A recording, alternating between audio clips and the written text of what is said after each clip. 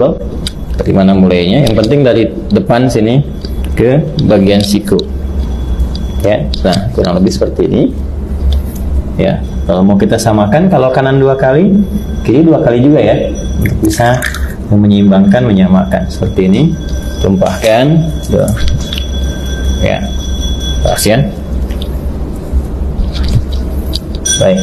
Nah, ini suasana malam kita prakteknya, jadi diiringi dengan sekuteng lewat. Ya, teman-teman. Saya, nah selesai. Kemudian mengusap kepala, bukan rambut, ya. Karena kepala, ingat bagian mengusap itu ambil. Nah, ini kan dipercikan nih, ya. Dipercikan seperti ini, ya. Nah, jadi kita pun nggak harus terlalu banyak ngambilnya. Saya ambil secukupnya, percikan, dan nah ini untuk kepala. Kalau dirasakan nggak ada masalah, dari depan ke belakang seperti ini. Ya, kita boleh balikan lagi begini, atau cukup ke belakang juga begini, nggak ada masalah. Ya. Lalu versi pertama langsung ke telinga begini. Ya, langsung ke telinga. Ingat yang telunjuk ini bagian dalam begini. Yang jempol ini bagian belakang di sini. Ya, seperti ini. Bisa seperti itu, atau kita dahulukan dulu kepala misalnya. Ya. Nah, kemudian nggak terlalu banyak ya. Cipratkan begini. Nah, usapkan misalnya begini. Nah, ya. Setelah kita rasakan cukup untuk bagian kepala, boleh ditarik lagi ke depan, boleh, atau boleh cukup begini saja. Sah? Ya, atau kalau ada kesulitan tertentu bagian kepala, dahulukan bekas ubun-ubun, atau nanti kalau ini bermasalah sakit bisa sisi-sisi yang lain termasuk kepala. Setelah itu ambil air lagi, ya kan? Baru kemudian membasuh telinga seperti yang tadi dicontohkan, bagian depannya menggunakan telunjuk di sini, belakangnya menggunakan jempol. Jelas ya? Baik, berpindah ke kaki. Nah, ini penting juga karena nanti ada hadis spesifik ya terkait dengan bagian kaki ini, khususnya kotoran-kotoran yang melekat di kuku, ya, kuku bagian jempol ini, ya, di sebelah-sebelah sini, ujung-ujung ini. Jadi perhatian, ingat kaki sampai 2 mata kaki sampai di sini. Ya, jadi kita bisa ambil lagi airnya seperti ini. Ya. Kemudian cukup begini. Nah, biasanya saya bagi 3 bagian. Yang pertama saya tumpahkan, basuh ini dulu. Nah, sela-sela ini. Nah, kemudian bagian depan kita bersihkan dulu begini. Ini ya. Nah, udah seperti ini ke belakang, dan tentunya bagian belakang tidak mendapatkan porsi air yang cukup ya. Walaupun mendapatkan bagian tertentu untuk mengusap, tapi ini lebih bersih untuk bagian depan pertama. Jadi yang kedua, nah ini kita bisa sempurnakan bagian belakangnya seperti ini. Nah, ini ya.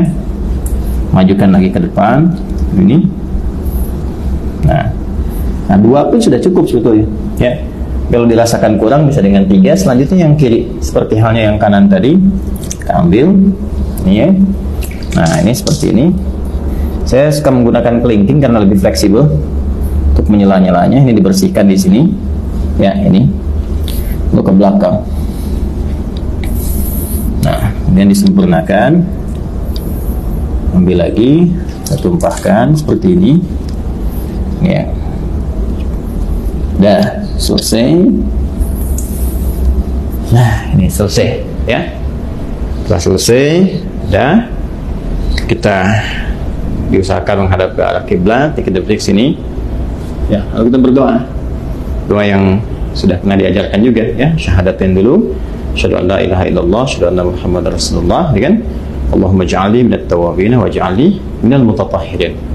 Ya, kalau kita ingin supportkan doanya supaya dengan kita taubat, kemudian juga kita bersuci ya, ya Allah jadikan aku termasuk orang taubat. Berarti ini tadi kita sambil evaluasi. Ini ada ulama juga yang menyarankan sambil saat dibasuh ini ya, nadhafahnya kan nadhafah nih luarnya, nadhafah. Ya, tapi juga harus ada al-husnu wadhiyah. Sifat husnu wadhiyah itu yang dimaksud dengan taharahnya. Bersih luarnya, suci dalamnya. Ini yang disyarat Nabi di hadis Muslim. Begitu jatuh air wudhu itu, jatuh pula dosa-dosa yang melekat kepada fungsi-fungsi organ tubuh yang digunakan itu. Jatuh. Nah, jatuhnya ini dengan taubat. Jadi kita merasakan ini ada yang salah nih sebelum wudhu nih ya, supaya hilang kesalahan itu. Makanya ada ulama yang mengajarkan evaluasi saat dibasuh itu, merasakan dalam diri, minta sama Allah supaya digugurkan dosa yang ada di wajah, digugurkan dosa yang ada di tangan, macam-macam. Dalam hati kita bisa meminta dengan bahasa kita, ya Allah, gitu kan, mohon hilangkan kesalahan-kesalahan yang melekat atau kebiasaan buruk pada tangan, pada wajah sebelumnya ya, dan sampai dengan ke ujung kaki. Itu dalam hati kita bisa meminta, tidak ada masalah di situ. Karena ada unsur taubat di dalamnya. Jadi begitu selesai, kita berdoa, kita mohon kepada Allah, digolongkan pada orang-orang yang taubat, kemudian juga yang terbiasa bersuci. Mutatahhir itu biasa bersuci. Jadi begitu wudunya misalnya batal, suci lagi, sehingga terjaga dalam kebaikan. Karena prinsip wudu itu kan menjaga diri dalam kebaikan. Oke? Baik, selesai ini dengan menggunakan versi keran.